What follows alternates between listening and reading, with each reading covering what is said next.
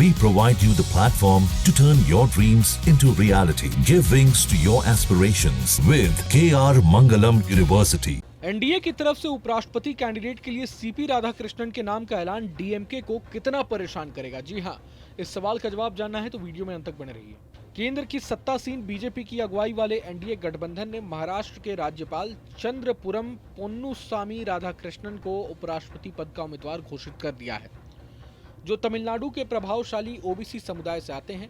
RSS की पृष्ठभूमि वाले राधाकृष्णन तमिलनाडु के एक वरिष्ठ बीजेपी नेता भी रहे हैं। बीजेपी अध्यक्ष जेपी नड्डा ने पार्टी के संसदीय बोर्ड की बैठक और पार्टी के सहयोगी दलों के साथ विचार विमर्श के बाद उनके नाम की घोषणा की है। एनडीए उम्मीदवार की घोषणा के बाद अब तमिलनाडु की सत्तारूढ़ पार्टी डीएमके और उसके एक क्षेत्रीय सहयोगियों पर सबकी नजरें टिकी हैं, क्योंकि सीपी राधाकृष्णन को चुनावी मैदान में उतारकर एनडीए ने इंडिया अलायंस खासकर डीएमके को डबल टेंशन दे दिया है। पहली टेंशन तो ये है कि राधाकृष्णन राज्य के प्रभावशाली ओबीसी समुदाय से आते हैं, जिसके वोट बैंक पर डीएमके की बड़ी पकड़ रही है। दूसरा कि वो तमिलनाडु से हैं, यानी क्षेत्रीय गौरव है जिसकी हिमायती डीएमके रही है। यहाँ सवाल ये भी उठ रहे हैं कि क्या डीएमके राधाकृष्णन का विरोध करेगी?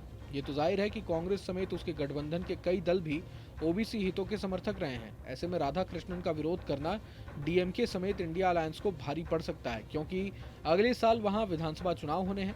दूसरी बड़ी बात यह है कि राधाकृष्णन को उपराष्ट्रपति चुनाव में उतारकर बीजेपी उन्हें तमिलनाडु गौरव के रूप में खूब प्रचारित कर सकती है। डीएमके के मुख्य प्रतिद्वंदी एआईएडीएमके भी इस मुद्दे को भुना सकती है। इधर तमिलनाडु विधानसभा में नेता प्रतिपक्ष पलानी स्वामी ने कहा है कि राधाकृष्णन, जिन्हें प्यार से सीपीआर कहा जाता है, उन्हें उनकी सार्वजनिक सेवा और जनता के प्रति समर्पण के लिए पुरस्कृत किया गया है। बहरहाल बीजेपी के इस दांव की काट क्या हो, इस पर मंथन और विचार विमर्श के लिए विपक्षी दलों के नेता बैठक करने वाले हैं। इसमें 9 सितंबर को होने वाले उपराष्ट्रपति चुनाव के लिए उम्मीदवार समेत रणनीति पर चर्चा होने की उम्मीद है।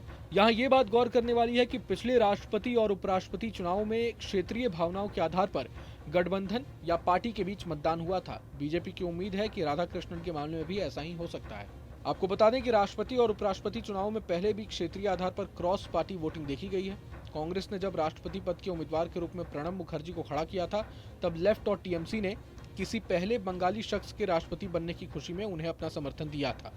इसी तरह यूपीए ने जब प्रतिभा देवी सिंह पाटिल को इस शीर्ष पद के लिए खड़ा किया था, तब शिवसेना ने महाराष्ट्र से आने वाली पाटिल को अपना समर्थन दिया था। इसी तरह जब इंदिरा गांधी ने ज्ञानी जैल सिंह को कांग्रेस का राष्ट्रपति पद का उम्मीदवार बनाया था, तब कट्टर प्रतिद्वंदी अकाली दल ने उनका समर्थन करते हुए कहा था कि वो राष्ट्रपति बनने वाले पहले सिख होंगे। अटल बिहारी वाजपेयी के नेतृत्व वाले एनडीए ने जब राष्ट्रपति पद के उम्मीदवार के रूप में एपीजे अब्दुल कलाम को सामने लाया था, तब समाजवादी पार्टी और कांग्रेस दोनों ने उनका समर्थन किया था, क्योंकि दोनों ही एक मुस्लिम को राष्ट्रपति बनाने के लिए उत्सुक थे। चूंकि इन चुनावों में पार्टी व्हिप लागू नहीं होते, इसलिए क्रॉस वोटिंग के कारण ये चुनाव ज्यादा लचीला हो जाता है और इसके परिणाम स्वरूप कई विपक्षी दल खुलकर सरकार समर्थित उम्मीदवार का समर्थन करते हैं। राधाकृष्णन के मामले में भी ऐसी आशंका घर करने लगी है कि डीएमके उनका साथ दे सकती है। बहरहाल पूरे मसले को लेकर आप क्या कुछ सोचते हैं, हमें कमेंट बॉक्स में जरूर बताएं। अगर आपको ये वीडियो पसंद आए तो लाइक करें और चैनल को जरूर सब्सक्राइब करें। जहां भक्ति है हर शब्द में, कथाओं में छुपे हैं दिव्य रहस्य और ज्योतिष देता है जीवन को दिशा। धर्म से जुड़ी हर बातों को जानने के लिए हमारे चैनल स्तुति को सब्सक्राइब करें। चैनल पर जाने के लिए इस लिंक पर क्लिक करें।